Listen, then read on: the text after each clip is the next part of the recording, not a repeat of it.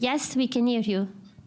Okay, and I hope you can also see me, but anyway, so thank you very much for inviting me to this interesting roundtable, or I would say initiative. I work at the University of Turin. I'm head of the Open Science Office. I've been involved in this movement for many years now, and I have to admit, like Maciej already said, I've never thought about open science as the right to science. So thank you for, let's say, opening to this new perspective, which is really important.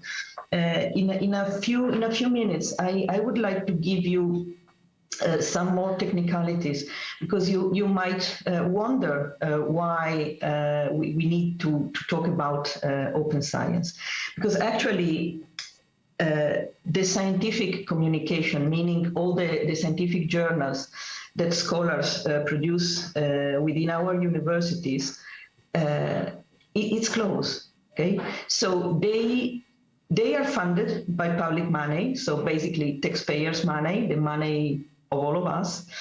Then they perform, they do their research in their lab or in their library or wherever. They publish on a scientific journal, and then all our institutions have to buy back let's say this work in form of subscription, because many journals, still more than 75% of the published journal are by subscription. And actually we globally spend more than $10 billion per year in subscriptions. Okay, so that's why we have a problem here, because scientific production, papers and so on, it's still closed, okay, behind a paywall, and basically it's in English. So you pay a lot of money to publish in English, which is not the language of all the world, and it's not the language that many citizens can read or can understand. Okay, so that's a huge issue if you think about the right to science, and basically it's published in journals coming from the global north. So we have countries like Asia or Africa or Latin America, which are basically excluded from this scientific process. But if you think of it, and Katerina was explaining during her presentation, science is an incremental process. So if you don't have access to what other researchers found before you, the risk is to reinvent the wheel, because of course the wheel is useful if you don't know that anyone else has already invented the wheel, because you don't have access to the paper, then you reinvent the wheel. And think of it from a funder perspective, again with taxpayer money. If they don't know that the wheel was invented, they might find twice the research to find the wheel. So basically having access to the entire scientific production would be beneficial for anyone, not only for scientists, okay, also for funders and also for, let's say, professionals, and for citizens, for society at large. If you think about the COVID pandemic we have been living in the last 2 years, it clearly showed that we need access, we need immediate access to scientific research, and not only to papers, because a paper is a synthesis, okay? It's a summary of our research. We need data. We need data to be shared. If you remember, just a few days after the first cases in Wuhan, we had the virus sequences in open databases, because the importance here is to share data and not only papers. So that's another point I would like to mention. And speaking about closed literature written only in English, I don't know if you already mention the UNESCO recommendation on open science.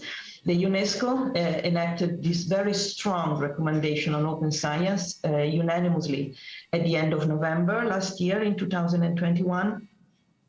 And this is a very strong recommendation. And the main point of UNESCO is no one must be left behind. Okay, so and by no one we mean not only maybe low-income countries, but also different languages different from English. All the more so if you think of science in terms of citizen science. That's why we need to have science and good science also in translated into national languages. So multilingualism is one of the components of open science. And of course also gender, okay, gender bias, because if you look at the ratio between female students and female full professors in academia, you will see that the percentage is absolutely the reverse. So in Italy, we are having more than like almost 60% of female students, but only 23% of female full professors. So, I mean, equality and inclusion, it's really a wider concept. And I would say my last point is that I particularly thank Caterina for the invitation, because it's so important that scientists and politicians or policymakers talk to each other. Because, you know, they don't do this, they don't speak the same language, and they don't have the same timing. Okay, so for a politician has 3 minutes to get the point and to get the data, and he or she doesn't have the time to read a 10 pages paper in English. So we need to train both policymakers, but mostly scientists, to correctly talk to policymakers, because it's important that science serves as a basis for sound and, I would say, inclusive policy decisions. Okay? And we saw that during the pandemic, because if you keep sound science behind a paywall, the risk is that too much disinformation spreads out there. So that would be my last point, and thank you again for having me. And I would be glad to take questions at the end. Thank you. Thank you very much, Helena. It was a pleasure for us, and I hope you stay on Zoom, because now we are opening